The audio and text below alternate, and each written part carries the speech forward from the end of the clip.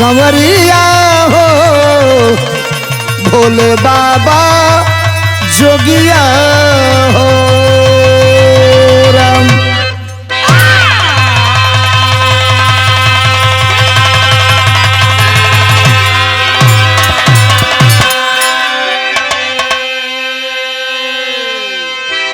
ए भैया, सबसे पहले आप श्रोता बंधु के चरणों में झुक के धर्मेंद्र सोलंकी का प्रणाम।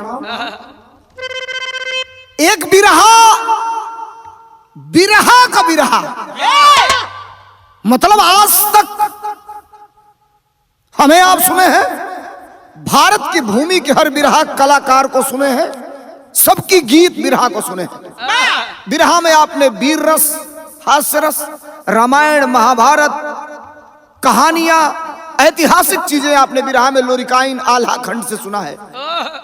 बिरहा का बिरहा पहली बार जैसे हमें प्रसिद्धि मिलल, सब कलाकारों को जिससे शोहरत मिला, वो बिरहा के बारे में एक बिरहा उम्मीद है प्रथम बार इस बिरहा को आप सुनेंगे। सम्मान दीजिएगा जिसके बदौलत दुनिया में आप हमारा मस्तक ऊंचा करते हैं, उसी को आपके बीच में परोसने का काम कर रहा हूं। गया कवि के कलम की एक नई बारूद है और दाद देनी पड़ेगी उस कवि की जिस कवि ने अपने वजूद को यथार्थ में लाने का काम किया है।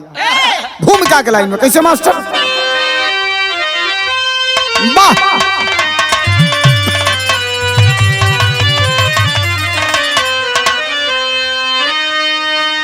बिरहा मनोहरी है, बिरहा धरोहर है, बिरहा विरासत को ऐसे न बांटो, बिरहा की पकती समंदर से गहरी, बिरहा की छाती न छाती से नापो, बिरहा में उठती थी विकराल ज्वाला, रामदेव बुल्लू हीरा हैदर का पहरा, अरे कैलाश बेचन, अरे कैलाश बेचन, परशुराम दसुड़ी, सोलंकी गया पैदा लहरी से लहरा।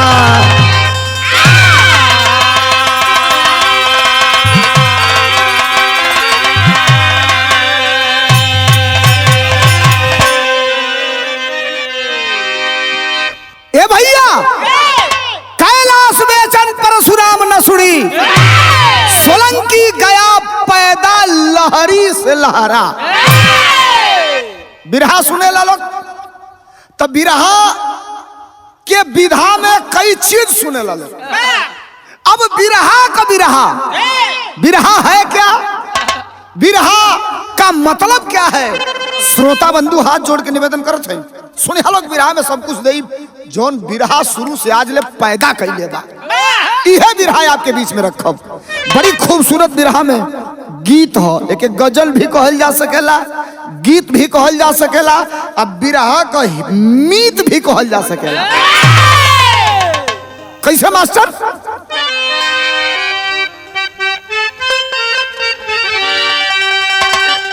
अरे कागा से कोयलिया, अरे कागा से कोयलिया के गीत नहीं मिली गए, खोजल बजरिया में मीत नहीं मिली है,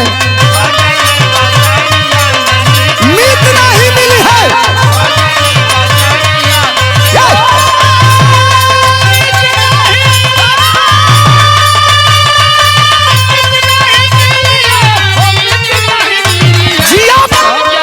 बजरिया में मीत नहीं मिली है।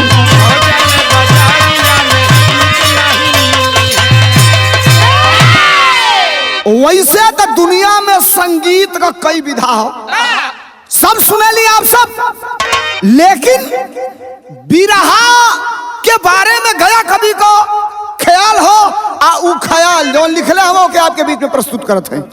का मास्टर? के गूंगा से रगिनिया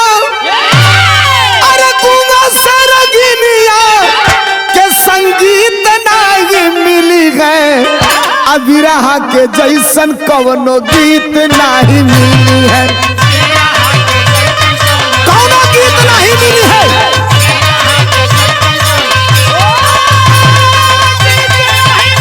जिया जिया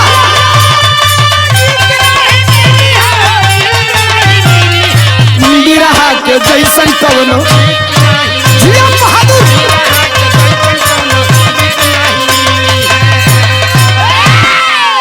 गूंगा से रजनिया के संगीत नहीं मिली है, अब बिरहा के जैसन कौनो गीत नहीं मिली है।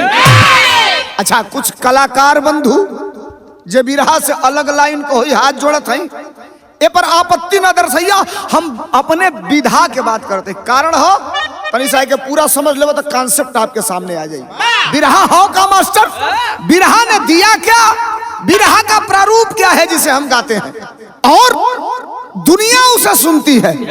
शायर के माध्यम से कहल गेल कैसे मास्टर,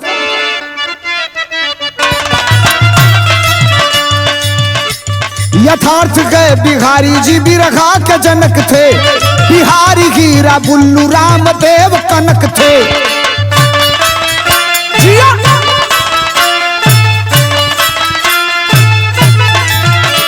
ढोलक की संगत से शुरू ये गान हुआ था, सिंगार करुण वीर रस गुणगान हुआ था।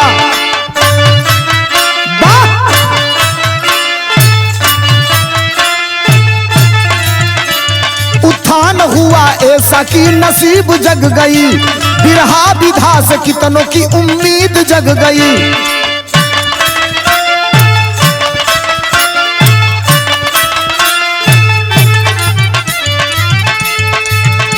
छिछोरापन जब से इंक्लूड हो गया, छिछोरापन जब से इंक्लूड हो गया, देखो हमारा बिरहा तो न्यूड हो गया। उधार हो गई,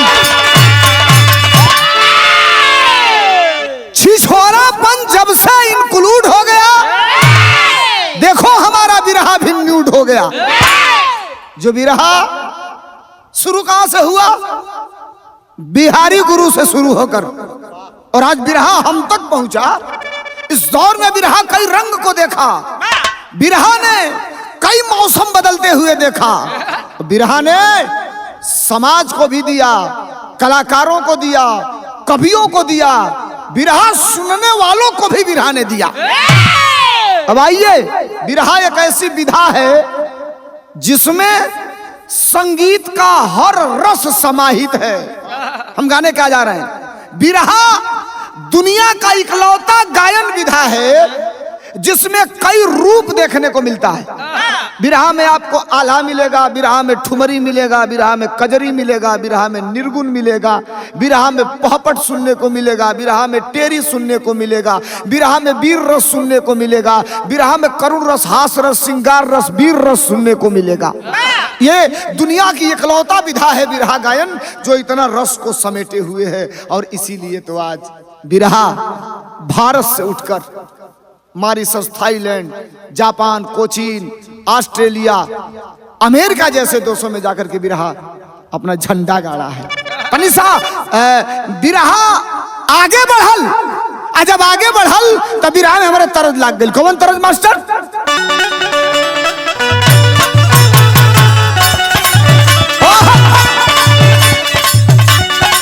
क्या बात,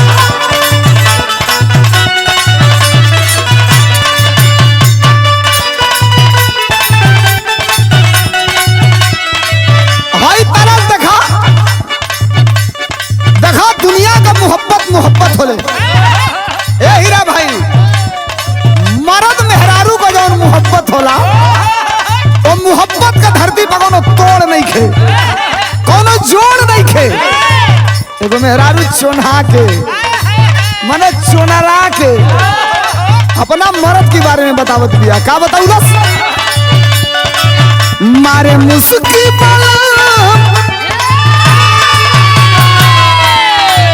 मारे मुस्की पलम दुख भागेला, हमारे मुस्की पलम दुख भागेला, मोरा राजा के तू तल्ला पटबल खिड़की हवा झू झुरु झुरु लागेला मोरे राजा के अरे झुर झुर लागेला।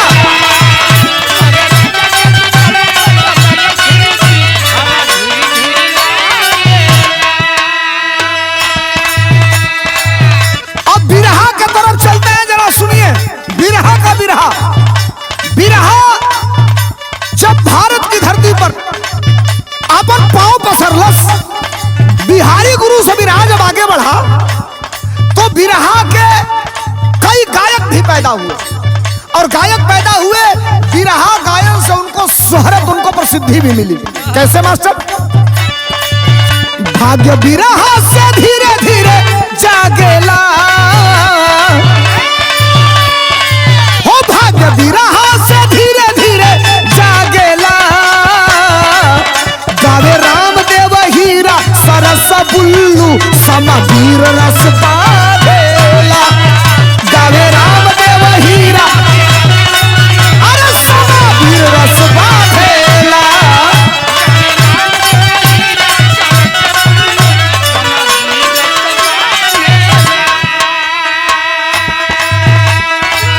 बिरहा धीरे धीरे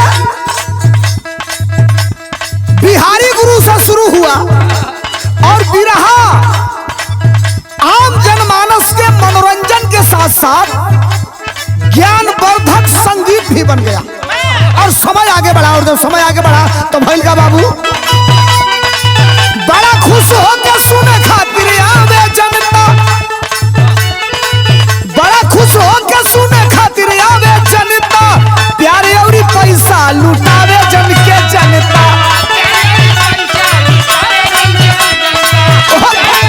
गायकन के ऊपर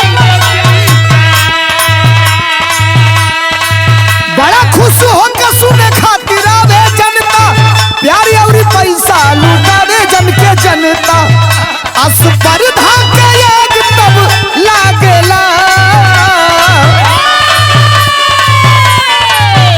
स्पर्धा के आग तब लागेला। गावे रामदेव हीरा सरस बुल्लू समावीर रस बाधेला। हो गावे रामदेव हीरा सरस बुल्लू समावीर रस। क्या बात! बिरहा चढ़े लागल।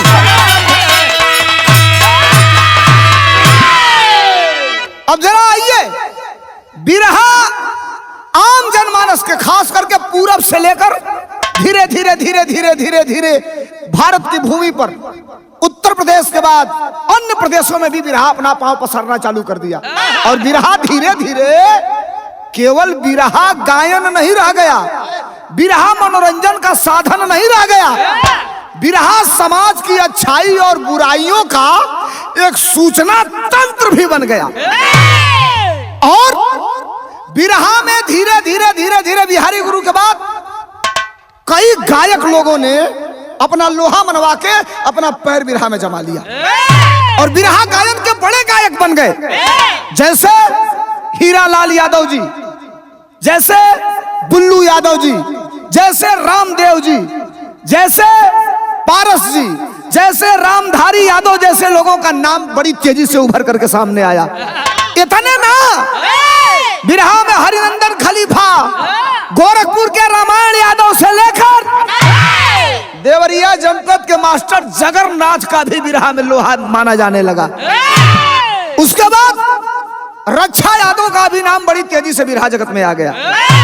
बिरहा में रामधार यादव का भी सम्मान से नाम लिया जाने लगा। और उसी दौर में बिरहा के एक बरदानी गायक पैदा हो गए जिनका नाम पंधारी यादव बताया गया। और वो पंधारी यादव की पंधारी, जिसे आज बिरहा में खड़ी कहा जाता है, बिरहा का मेन वजूद बन के आज भी कायम है। बिरहा तनी और आगे बढ़ल, आज जब आगे बढ़ल बिरहा तो हमरे बिरहा में तरज लाग गई। का तरज मास्टर?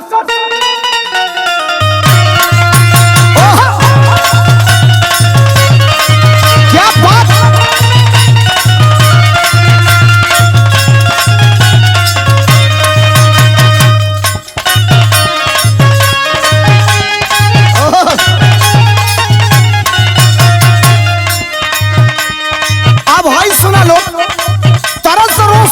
लोग। मोहब्बत वो रियल मोहब्बत, वो पति और पत्नी का मोहब्बत। मेहरारू एक बार अगर ढंग से हंस के बोल दे मर्दे के 1 करोड़ रुपया पॉकेट में ही निकाल के लोग कहीं ले, जौन मन करे तौन खरीद। मेहरारू एक अपने मर्द का बड़ाई क्या कर दिया होगा, चढ़ाव दिया। चढ़िया बाबू कैसे कहलस, पिया मोरी करारी जैसे पानी के सफारी हो रामा।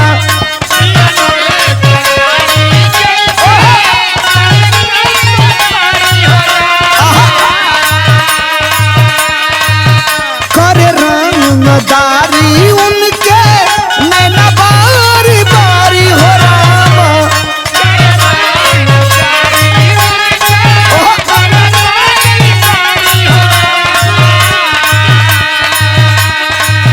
पिया मोरी करारी जैसे पानी के सफारी हो रामा। करे रंगदारी उनके नैना बारी बारी हो रामा। के जैसे बारे भक्त जोन ही के रतिया में अजोर रे सखी। कि पिया जी के मुस्की, कि पिया जी के मुस्की हमारा लागे लाबे जोड़ रे सखी। के पिया जी के मुस्की हमारा लागे लाबे जोड़ रे सखी।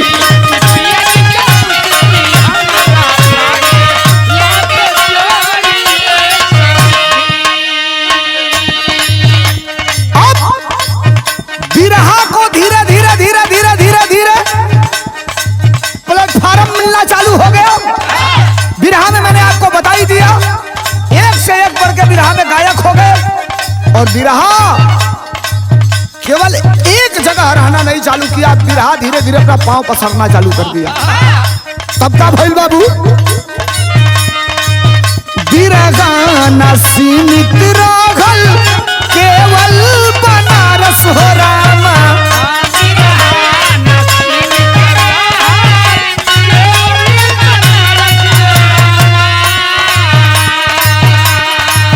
लखनऊ से होती गई कलकत्ता के बारे हो रामा।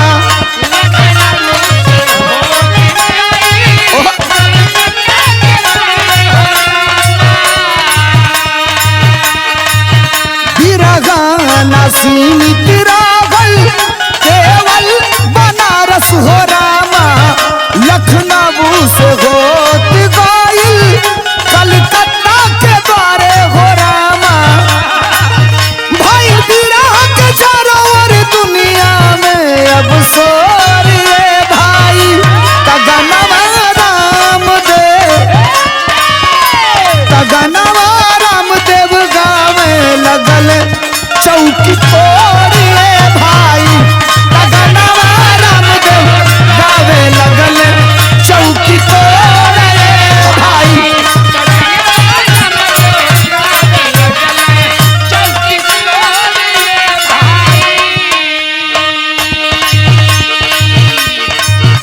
बड़ी तेजी से यह नाम बिरहा जगत में स्थापित हुआ। जहर देखो हर रामदेव, जहर देखो हर रामदेव। बिरहा भी उड़ल। अच्छा उड़ल कहाँ से, खाली बनारस में सीमित ना रहल। बिरहा उड़ के चलल कहाँ ले भैया, अरे बम्बई से दिल्ली तक रंग पसारा हो।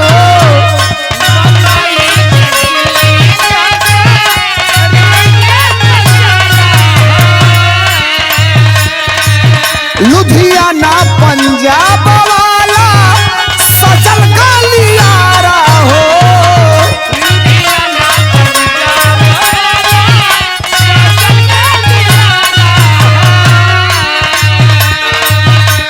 दिल्ली मुंबई लुधियाना पंजाब की गलियों में बिरहा की करताल और बिरहा के ढोलक की आवाज सुनाई देनी चालू हो गई। ये तने ना बिरहा गांव के चौकी से उठ उठ के कहा गई, मिली फिल्मों में झांकी अब का रही गई बाकी, बांधे सिरवा पर ताज मांगे जनता से माफी, हुआ चंद्र का कलम से विरह में नया भोर ये भाई, तगनवा रामदेव गावे लगले चौकी तोड़ ये भाई, तगनवा रामदेव गावे लगले चौकी तोड़ ये भाई।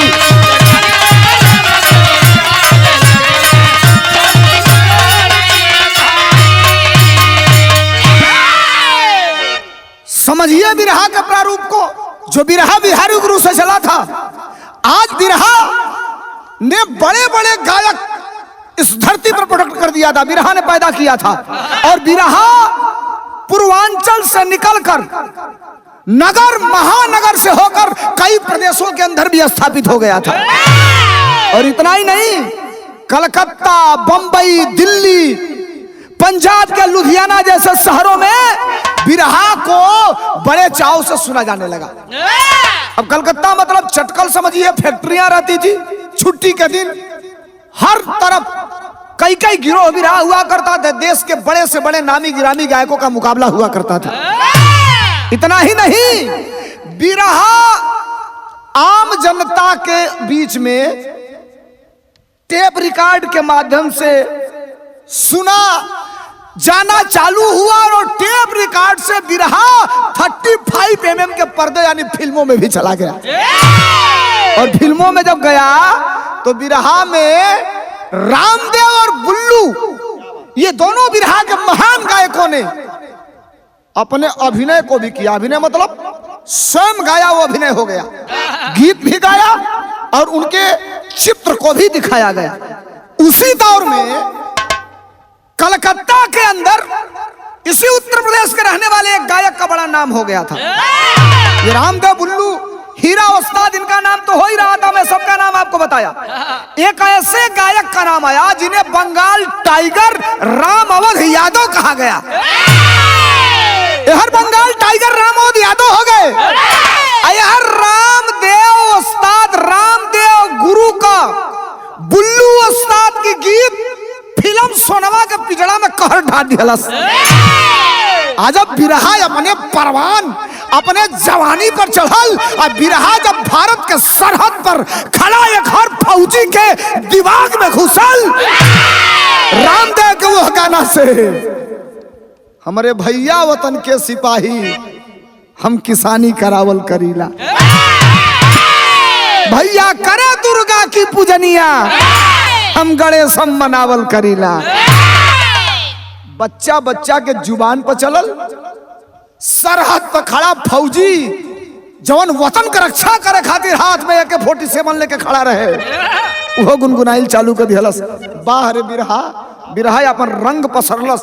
उसी दौर में बिरहा के एक ऐसे कवि जिस कवि के कलम का कोई जोड़ नहीं मिला, चंद्रिका गुरु की कलम कहर ढाना चालू कर दिया। अब बिरहा वो समय चंद्रिका गुरु के इर्द गिर्द बिरहा का लेखनी मड़राए लगन, केहू जोड़े ना मिले चंद्रिका गुरु के। तब तक बिरहा अपने रंग में आ चुका था और बिरहा को लोग सम्मान के साथ, ऐसा अब आज 20 माइक लगता है, क्या बात है, क्या बात। हम तो उस दौर के हैं नहीं, अपने उस्तादों से सुना है, जो बुजुर्ग बड़े गायक सम्मानित कलाकार पुराने लोग हैं उन्होंने बताया, एक माइक लगता था और एक ही माइक में 1-1 लाख की भीड़ बिरहा को सुनने आती थी। इसलिए कि बिरहा ने समाज के कई चीजों पे प्रभाव छोड़ना चालू कर दिया था। बिरहा केवल वीर रस तक सीमित नहीं रह गया, बिरहा केवल महाभारत और रामायण तक सीमित नहीं रह गया, बिरहा समाज के ऊपर एक अपना अमिट छाप छोड़ना चालू कर दिया। बिरहा ने समाज को क्या दिया? बिरहा में तरज लाग गई। कौन तरज मास्टर?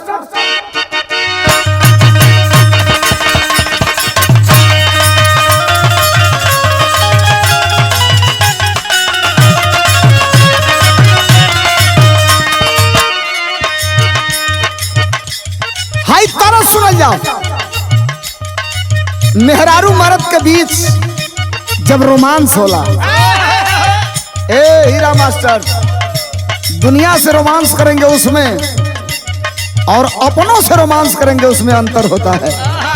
अपन अपने होले। मेहरारू मर्द से कहले रहल, का कहलस के तनी ताकल करी,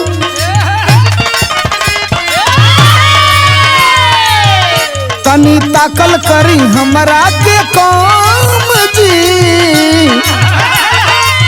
हो तनी ताकल करी हमरा के काम जी, ना तो हो जाई प्यार ये बलाम जी।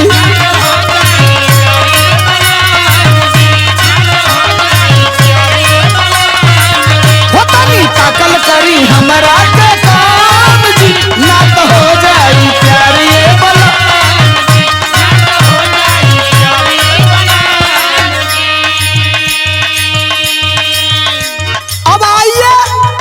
बिरहा ने समाज को क्या दिया, थोड़ा सा मैं आपको बिरहा को दूसरे भाग में ले चलता हूं।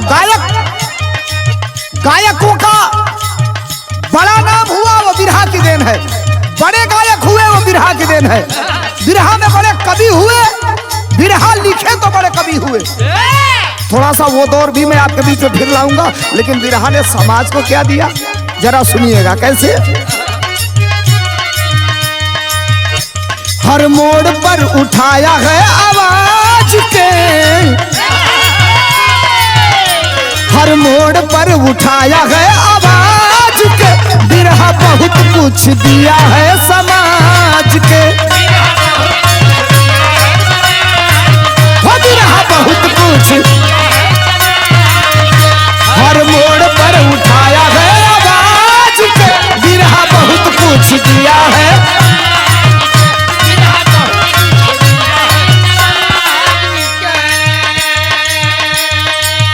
जिए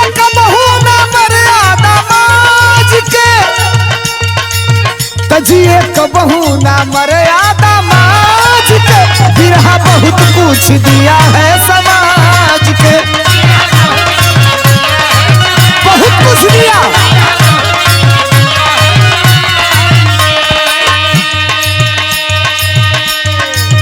समाज में बिरहा का सम्मान कब से बढ़ गया। बिरहा केवल ऐतिहासिक घटनाओं तक सीमित नहीं रह गया, बिरहा रामायण महाभारत तक सीमित नहीं रह गया। बिरहा को, बिरहा के उस दौर के गायकों ने किस प्लेटफार्म पर लाया और बिरहा समाज को दिया क्या, सुनिए क्या।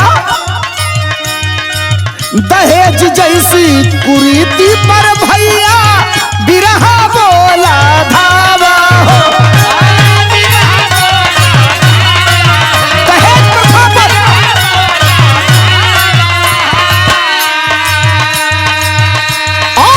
सामाजिक घटनाओं पर कैलस, सामाजिक घटनाओं पर कैलस अपने फन से दावा हो।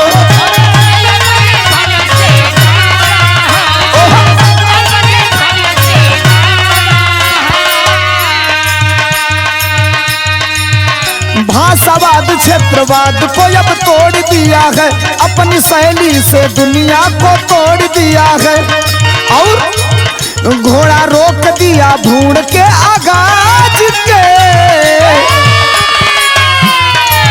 तो घोड़ा रोक दिया भूड़ के आगाज के, बिरहा बहुत कुछ दिहल समाज के, बिरहा बहुत कुछ। जिया भैया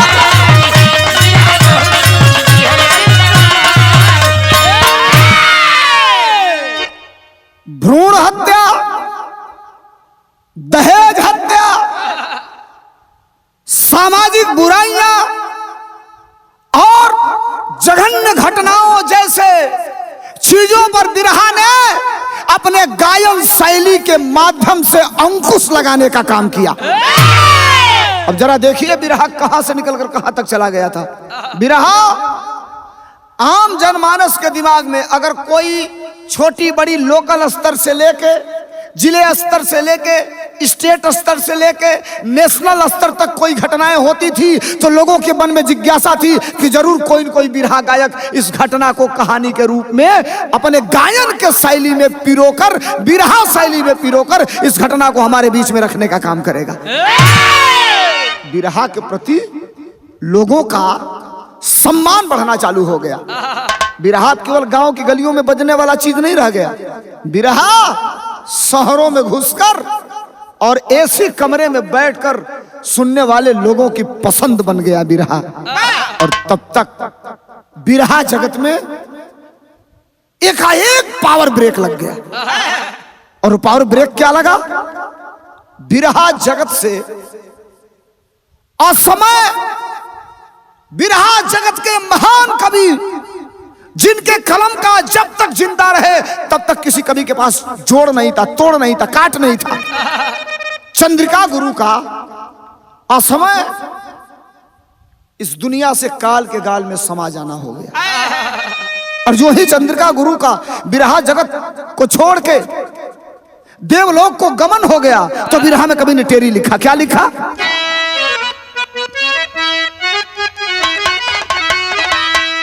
बिरहा में थोड़ा ब्रेक हो, बिरहा में थोड़ा ब्रेक लग गया। अतीत का चाँद निकलकर वर्तमान को मोड़ा।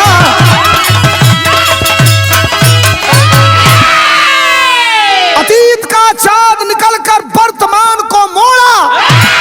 बिरहा में थोड़ा ब्रेक लग गया। चंद्रिका गुरु के जाने के बाद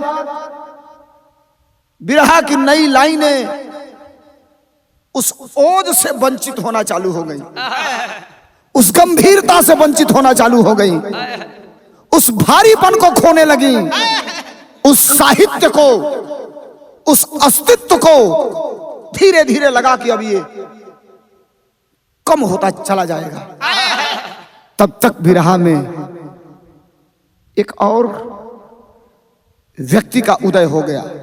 थे तो, लेकिन चंद्रिका गुरु जब तक जिंदा रहे तब तक उन्हें अपना आदर्श मानते रहे, लेकिन जो चंद्रिका गुरु नहीं रहे उसके तत्काल बाद वो फ्रंट लाइन पर आकर के बिरहा जगत की कवियों की कतार में खड़ा होकर मोर्चा संभालना चालू कर दिया।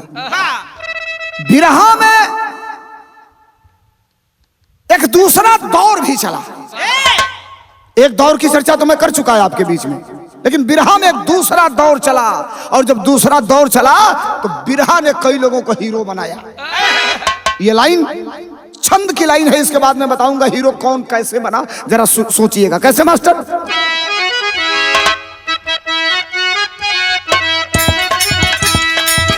बिरहा का दूसरा दौर शुरू हुआ तब क्या हुआ?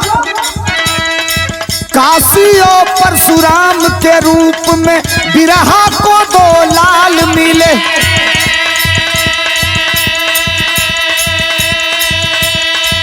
नए रंग का नवा पल्लव लेकर बिरहा को प्यारे लाल मिले।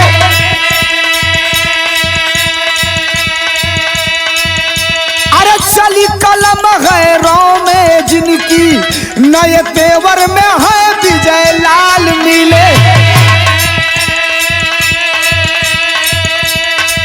बाल चरण मन्नू दुर्जन सुरेंद्र राम जन्म नंदलाल मिले। ओम प्रकाश का प्रकाश निकला लेकर कांद मिसाल मिले। बेचनरी का चालक गाकर साजे बिरहा भाल मिले। अरे पासा पलटा है समया का, पासा पलटा है समया का, लेडीज के स्वर ताल मिले। अरे गीता या नीता कविता के, गीता या नीता कविता के मंचों पर भाव कमाल मिले।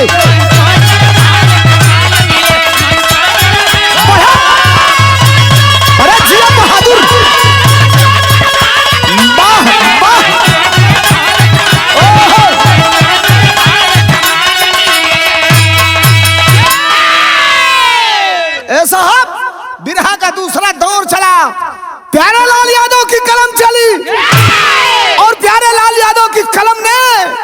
बिरहा जगत में जिसको पन्ना पकड़ाया वो पन्ना पढ़ के, यानी मेरे कहने का मतलब उस गीत को गा के प्यारेलाल कलम की लेखनी को गाकर बिरहा जगत में चंद्रमा के जैसे एक ही बार उदय होना चालू हो गया। अब आइए, बिरहा जगत में दूसरे दौर के पुरुषों ने ही केवल झंडा नहीं गाड़ा, बिरहा जगत के दूसरे दौर में महिलाओं की एंट्री हो गई। मर्दों के सामने बड़ों मंचों पे खड़ा होकर पगड़ी बांधकर ताली ठोककर करताल बजाकर और दो दो हाथ बिरहा में मिलाते हुए नजर आई गीता त्यागी, कविता कृष्णमूर्ति, अनीता राज जैसे कई महिलाएं उस कतार में खड़ी हो गई और बिरहा का सौंदर्य अब धीरे धीरे और बढ़ना चालू हो गया। लोगों की उत्सुकता, लोगों की जागरूकता बिरहा के प्रति, पहले मर्द मर्द का मुकाबला होके फलाना फलाना का बिरहा हो, तोले फलाना फलानी का बिरहा, फलाना फलाना से फलाना फलानी पर चली आई देहाती भाषा में। लोग बिरहा के तरफ बरबस 15 किलोमीटर 20 किलोमीटर साइकिल चला के, गाड़ी रिजर्व करके, टेम्पू रिजर्व करके लोग बिरहा सुने चल जाओ। बिरहा चढ़ल सबाब पर, बिरहा अपने जवानी पर, बिरहा का जमाना चटकल हो और ओकरे बाद बिरहा में जोड़ी बनाना चालू हो गया। लोगों की पसंद, लोगों की चॉइस। जैसे पहले दौर में रामदेव बुल्लू प्रथम जोड़ी, अब दूसरे दौर के बिरहा में भी जोड़ियां बननी चालू हो गई। कहां कहां कैसे कैसे जोड़ी बनल मास्टर? इलाहाबादी तरज कैसे मास्टर?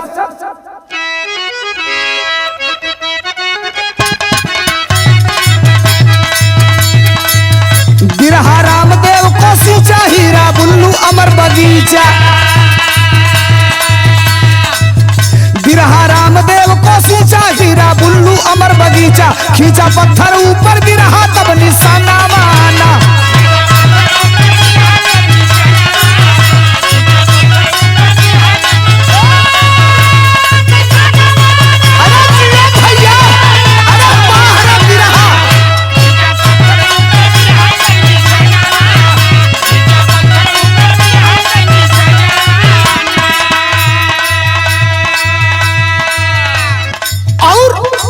दूसर की लाइन सुनी है लोग का, परसु विश्वनाथ का स्वर केहू ना बा केहू से थोर, परसु विश्वनाथ का स्वर केहू ना बा केहू से थोर, और ना उनकर बा साहित्य के तारा ना माना।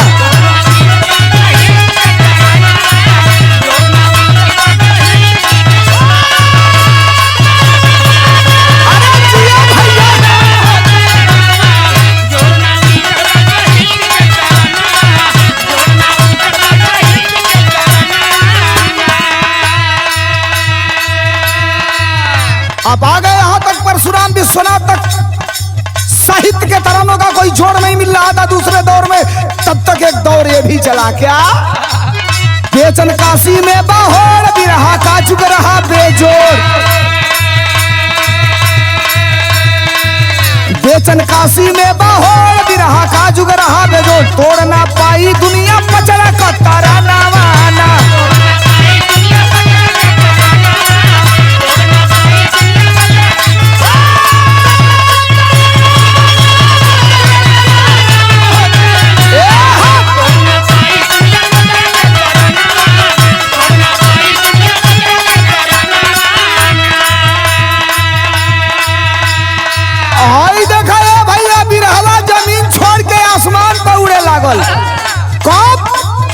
ओपी विजय लाल की जोड़ी बिरहा आसमान में छोड़ी, ओपी विजय लाल का जोड़ी बिरहा आसमान में छोड़ी, तोड़ी बड़े बड़े शायर को ऐठाना वाना।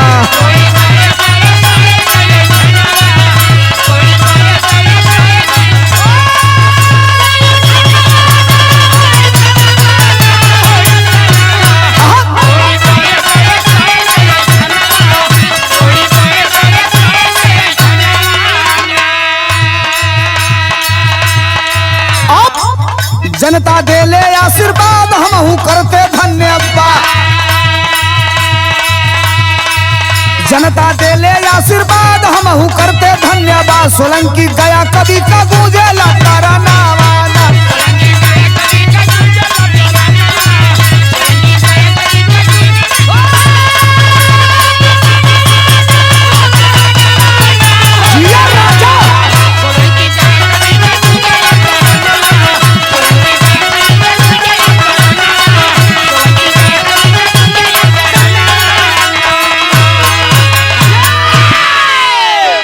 सुना इतनी जोड़ियां आपने? ये बिरहा जगत की ऐसी जोड़ी दूसरे दौर में आई जो केवल तहलका मचाते हुए, हल्फा मचाते हुए बिरहा में अपना झंडा गाड़ते हुए जा रही थी। बिरहा स्वर्णिम युग में चल रहा था और बिरहा का वो दौर, बिरहा के बाद संगीत का कोई तराना जनता सुनने को तैयार नहीं थी। पढ़े लिखे लोग बिरहा में साहित्य भी पा जाते थे, अधिकारी लोग बिरहा में त्वरित घटनाओं की जानकारी भी पा जाते थे। गांव देहात का ठेठ रहे वाला लोग बिरहा में विदेशिया सुन ले, पूर्वी सुन ले, निर्गुण सुन ले, आल्हा सुन ले, कजरी सुन ले।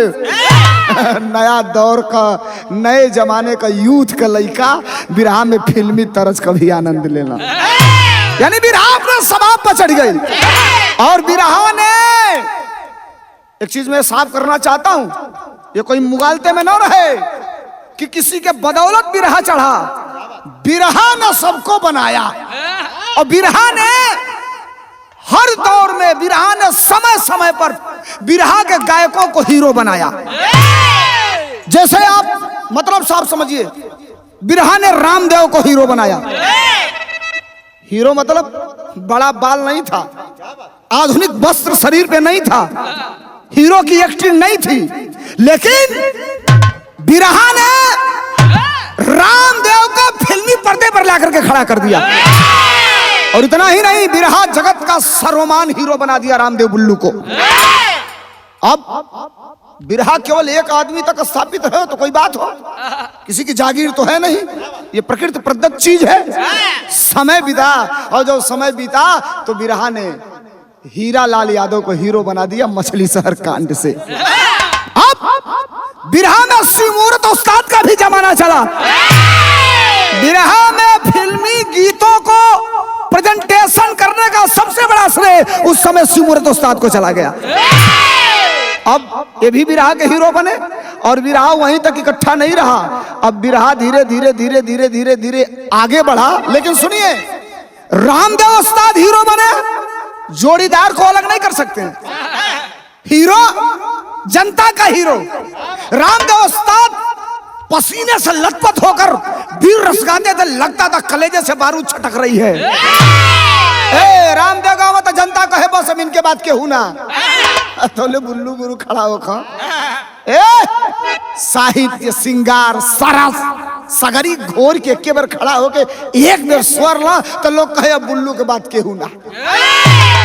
एक हीरो एक तरफ, एक हीरो एक तरफ। बिरहा में दोनों तरफ बिरहा के दो हीरो रहते थे, आंधी तूफान के तरफ। बिरहा का दौर आगे बढ़ा तो बिरहा ने एक ही साथ फिर दो हीरो पैदा कर दिया बिरहा में, विजयलाल ओम प्रकाश। ये जोड़ी बिरहा जगत में नया परिवर्तन लेकर चली आई और इस जोड़ी को परिवर्तित करने में, इस दौर के कलाकारों को परिवर्तित करने में महत्वपूर्ण भूमिका अदा किया आदरणीय प्यारे लाल यादव की कलम ने। प्यारे लाल यादव की कलम ने केवल एक व्यक्ति को हीरो नहीं बनाया, एक व्यक्ति को गायक नहीं बनाया। प्यारे लाल जैसे हीरो ने कई हीरो बनने वाले लोगों के सपने को धार दिया, उनके सपने में तेज दिया, वो ओज दिया कि तुम भी प्रयास करके ये काम कर सकते हो। हालांकि हमारे हिसाब से विजयलाल और ओम प्रकाश की जोड़ी दूसरे दौर की सबसे सुपर हिट हीरो की जोड़ी रही बिरहा के, और काफी लंबे समय तक बात शायद कायम रखा। इतना ही नहीं, चंद्रिका गुरु के रिक्तता को बिरहा जगत के दूसरे दौर में प्यारेलाल यादव ने बखूबी भारपाई करके उसका निर्वाह करना चालू कर दिया था। अब बिरहा थोड़ा सा एक कोने से घसक के दूसरे कोने की तरफ सरक गया। अभी जितने लोगों का नाम बताया ये दौर चल ही रहा था, तब तक बिरहा में कुछ और हीरो पैदा हो गए और मजबूती के साथ जातिवाद, क्षेत्रवाद, सबको खाई को पाटते हुए वो हीरो आगे बढ़े, फ्रंट फुट पे आए।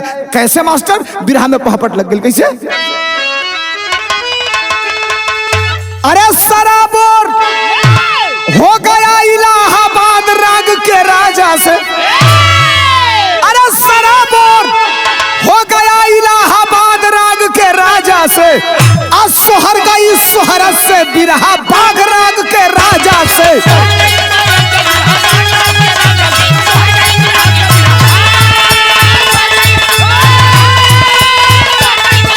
अरे जिया बहादुर जिया भैया,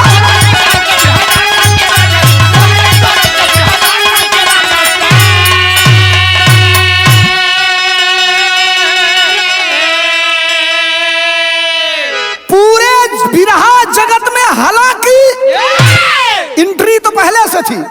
कभी कभी ये होता है कि खिलाड़ी कंटिन्यू खेलता रहता है, अच्छा खेलता ही रहता है, लेकिन लोगों के दिल दिमाग में वो एक समय में ऐसे घुसता है कि लाइफ टाइम के लिए वो लोगों का चहेता बन जाता है।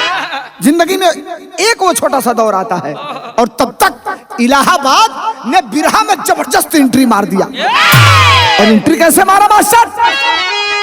अरे हैदर के रामायण, राम कैलाश के सजे रजनिया हो, अलहरी के छंद बंद के जाने ए भैया देखा सारी दुनिया हो। अरे तबले पदम श्री से अहीरा लाल आबाद राग के राजा से, अहुआ बनारस फिर से जिंदाबाद राग के राजा से।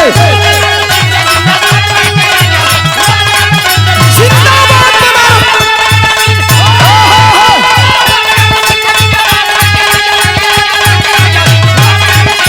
बहादुर हवा।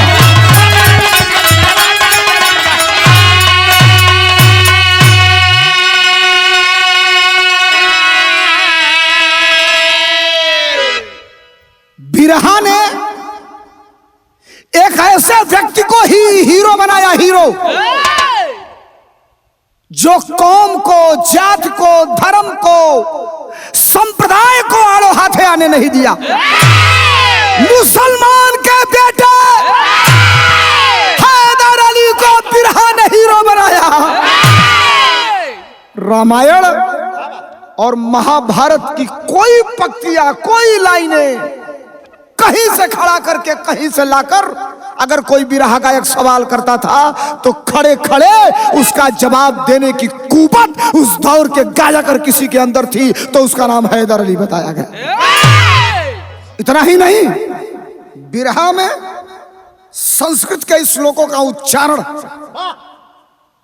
बिल्कुल सटीक शब्दों के साथ हैदर अली के करने का तरीका भी गजब था साहब।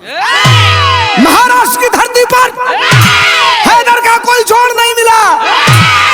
ये ठीक है, राग रसोईया पागरी बनत बनत बन जाए, कबो गाना नीको होला कबो खराबो होला, क्योंकि बुरा ना लगे कि हम फ्रंट लाइन पे खड़ा कर रहे हैं। सत्यता ये थी, जनता ने अपने सर आंखों पर हैदर अली को बिठा लिया था और केवल इलाहाबाद के हैदर को नहीं बिठाया, इलाहाबाद के लालजी लहरी को बिरहा जगत के फ्रंट लाइन पे लाके खड़ा कर दिया। फ्रंट लाइन मतलब लालजी लहरी की एक कुवत थी।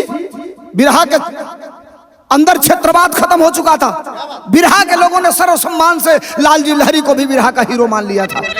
कारण यह था कि किसी भी गायक के सवाल का जवाब खड़े खड़े उसके सवाल का जवाब देने की कुवत भी लालजी लहरी के अंदर थी। अब इलाहाबाद के लालजी लहरी का भी झंडा गड़ गया था।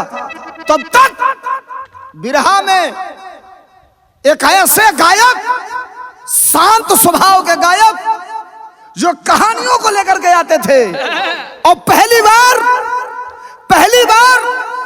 सरकार ने मध्य प्रदेश की धरती पर अमिताभ बच्चन के साथ तुलसी सम्मान देकर सम्मानित किया। जिस गायक का नाम, वो भी उस दौर के हीरो बन गए, जिस गायक का नाम राम कैलाश यादव बताया गया। उस राम कैलाश ने, अन्यथा ना लीजिएगा, उस राम कैलाश ने लालजी लहरी और हैदर अली की लंबाई से बड़ी लकीर खींचने का काम किया। अब जो कोई बड़ा बना, जो कोई हीरो बना, जो कोई बड़ा गायक बना, ये ना समझे कि हमारे चलते बिरहा, नहीं, बिरहा ने आपको बड़ा बनाया। अब बिरहा में कुछ गायकों और कवियों की जोड़ी बन गई, जिस जोड़ी को जनता अपने जबान पर चर्चा करना चालू कर दी। जगह जगह चट्टी चौराहे पर, पान की दुकान पर, चाय की दुकान पर, ठेला वाले के वहां बिरहा सुनने वाला, घर के अंदर बैठने वाला उस जोड़ी का चर्चा करना चालू कर दिया। आल्हा भी रामनगर। कैसे मास्टर?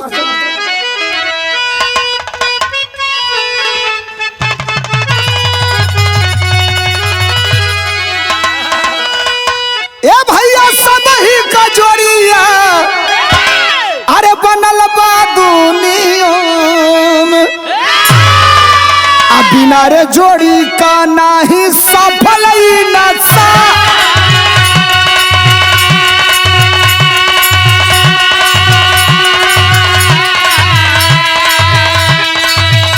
अरे क्या करके सहारा बन के कब मिली गई है।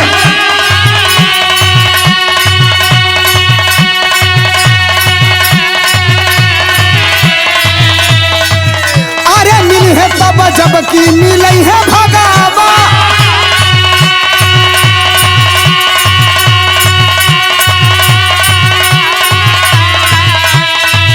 अरे बिना रे कभी का नहीं सफल गवैया।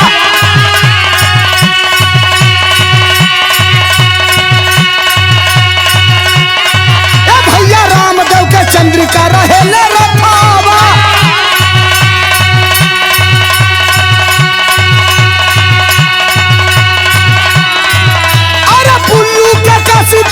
धन सजवाले,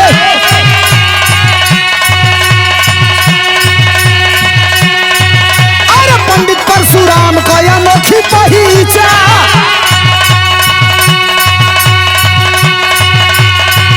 अरे भोला वाला रहे काशीनाथ के सहैया।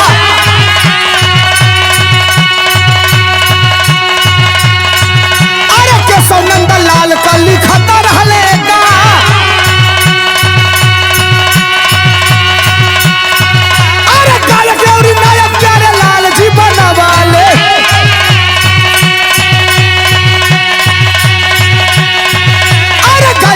माने जे के अपन भगावा,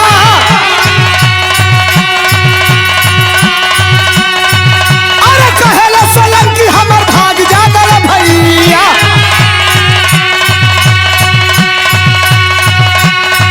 अरे पके गया कवि के हम धन्य सूरी माँ।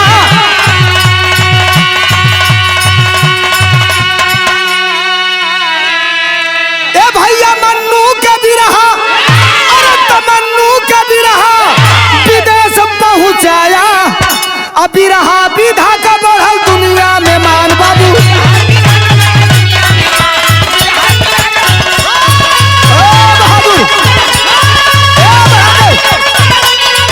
चल भाई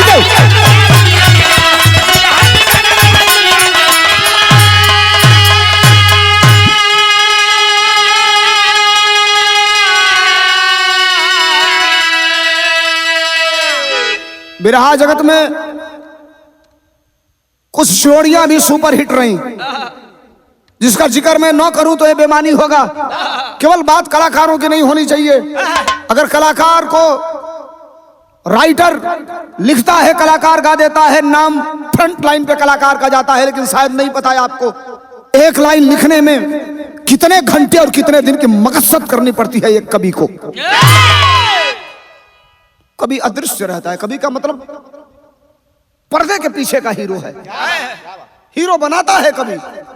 और सुनिए, चंद्रिका गुरु ने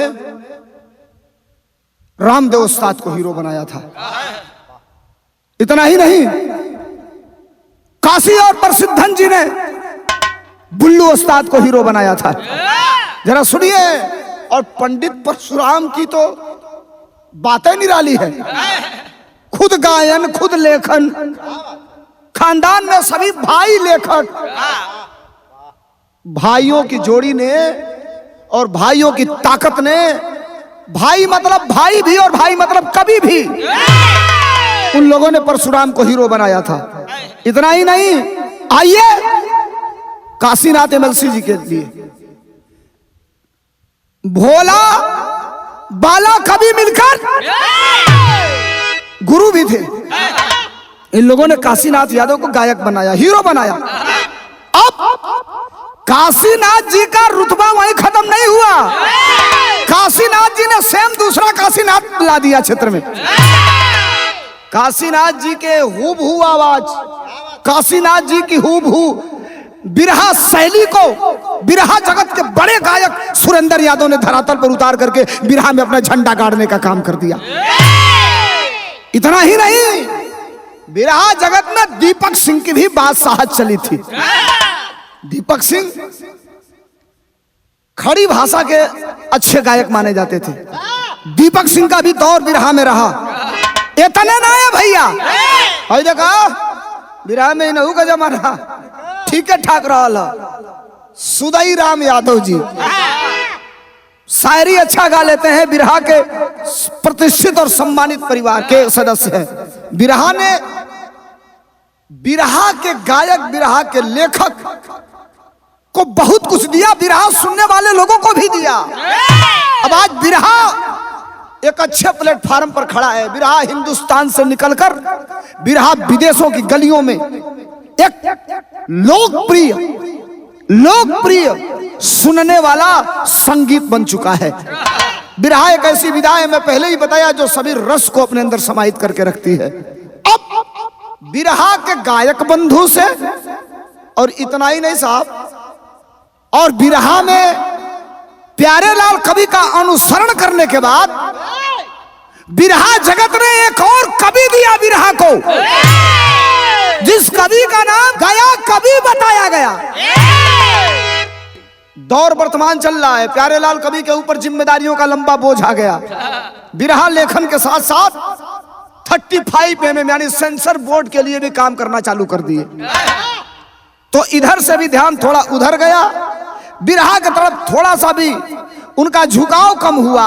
और जब कम हुआ, फिल्मों की तरफ गए, तो अपना पूरा आशीर्वाद अपने शिष्य गया कवि को देकर के चले गए। आज भी उनका आशीर्वाद मिलता है। गया कवि की कलम ने भी बिरहा जगत में एक नया आयाम पैदा कर रखा है। और स्वयं मैं धन्य हूं, स्वयं मैं धर्मेंद्र सोलंकी, मैं 10 जन्म अगर लूं तो गया कवि का जो स्नेह और जो आशीर्वाद मेरे ऊपर है, मैं हर जन्मों में ईश्वर से प्रार्थना करूंगा कि दुनिया की कोई दौलत मुझे मत देना, लेकिन गया कवि जैसा मुझे गुरु देना। इसलिए कि गुरु अगर आपके पास सच्चा है, स्वाभिमानी है, गुरु ईमानदार है, तो गुरु गोविंद दो उखड़े काको लागो पाए, और बलिहारी गुरु आपने गोविंद दियो बताए। अब तनी देखा, इसी गया कवि की कलम ने बिरहा समाज से एक निवेदन किया है। क्या निवेदन किया है? बिरहा के खड़ी में बता लोगे किसे मास्टर। इसी वर्तमान दौर में एक कलाकार ने अपना और लोहा मनवाया, जिस कलाकार का नाम चंद्रकिशोर पांडे भी बताया गया। लेकिन खड़ी का संकेत बिरहा के गायक और कवि कहती रहा। का मास्टर? अरे बिरहा विधा आगे आई के बचाई हो,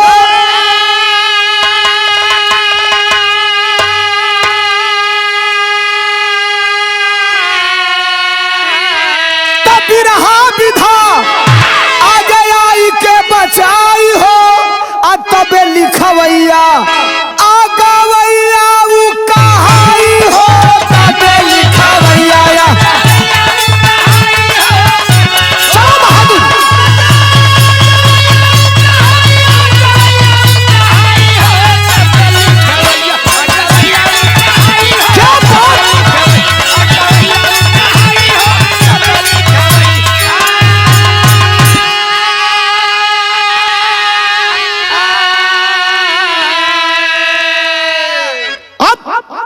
गया कवि की कलम ने इशारा किया है एक वर्तमान युग का ऐसा कवि जो निस्वार्थ भाव से बिरहा को धर्म मानकर, बिरहा को मां मानकर और बिरहा को अपना अस्तित्व मानकर अपनी कलम को चलाता है। ये प्यारे लाल कवि के शिष्य हैं और मैं गया कवि का शिष्य हूं।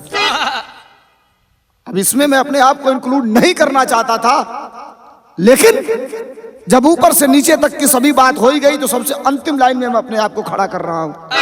और गया कवि की कलम ने जो इशारा किया है उसको जरा सुनिए। क्या? अरे गीत संगीत में घमंड कवने काम के, अरे हो जाई वकालत तो हर भैया बिना काम के।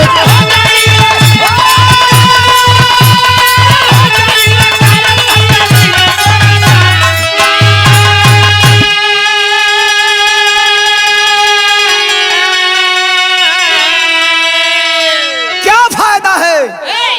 हम क्या फायदा है इससे? हम तो कहते हैं ना आप जनता से बड़ा कोई मालिक नहीं है। कैसे? अरे जज बन का फैसला जब जनता सुनाई हो तबे लिखवैया, अरे गवैया उकाई हो तबे लिखवैया।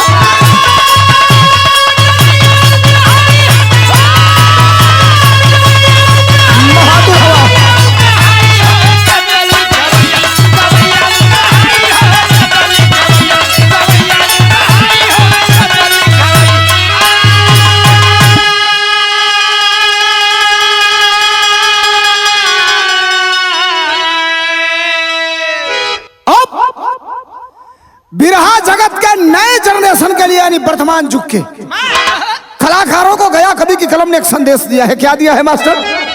नए दौर के गायक ऊपर बाटे जिम्मेदारी हो, दीवाना उपेंद्र देवा मस्ताना ए भैया ज्ञानी की अब पारी हो।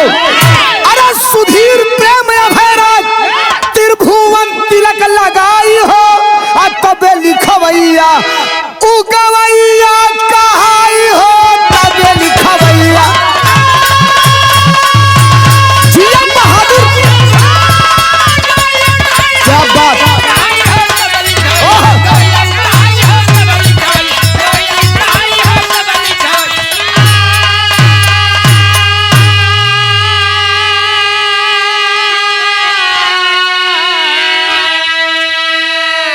ये मैं नहीं, गया कवि की कलम ने कहा है, संकेत किया है। थोड़ा सा इसको कहीं दूसरे तरफ लेकर के मत जाइएगा। फिर गया कवि की कलम ने पुरुष से हट के महिलाओं की तरफ इशारा किया। क्या? मीरा नीतू, रजनी नीतू, अरे कविता मीनाक्षी उजाला, सुमित्रा सरोज, सोना विरासत के संभाला।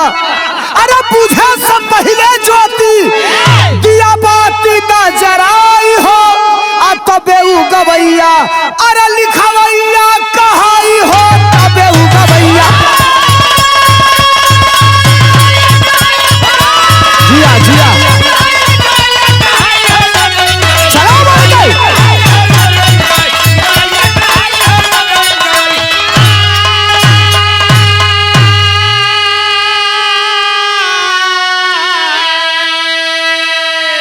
कहने का मतलब बिरहा की जो विरासत है, बिरहा का जो अस्तित्व है, बिरहा का जो सम्मान है और बिरहा का जो मस्तक ऊंचा है वो बिरहा के गुणों के बदौलत है। बिरहा का वो अपना निजी वजूद है, उस वजूद को कायम रखना हमारी और आपकी भी जिम्मेदारी है। ठीक है, प्रयोग करिए बिरहा में, लेकिन बिरहा को अपमानित करके नहीं, बिरहा को सम्मानित करके प्रयोग करिए। अब तक बिरहा का बिरहा मैंने आपके बीच में रखा। हो सकता है किसी कलाकार बंधु का नाम छूट गया हो, किसी कवि हृदय का नाम छूट गया हो, हाथ जोड़ के माफी मांगता हूं।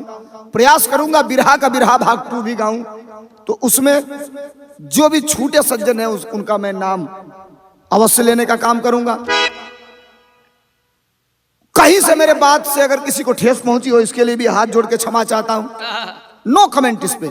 अगर कहीं किसी के हृदय को आघात लगा होगा तो भी मैं क्षमा चाहता हूं। बिरहा का अंतिम लाइन है खानदान का परिचय। कैसे? गुरु गणेश गुरु रामलाल बिरहा का वीर घराना, स्वर्ग बसे चंद्रिका कवि का अमर हो गया तराना।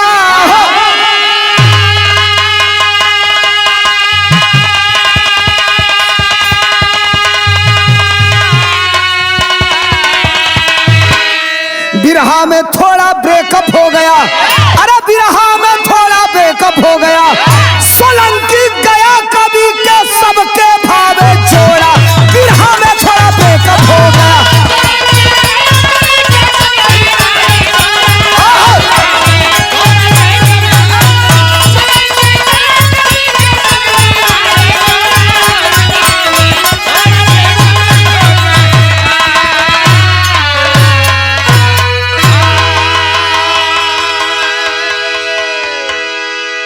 सुने वाले भाई लोगों के प्रणाम। कैसन बिरहा लगल लिख के कमेंट में जरूर बताओ।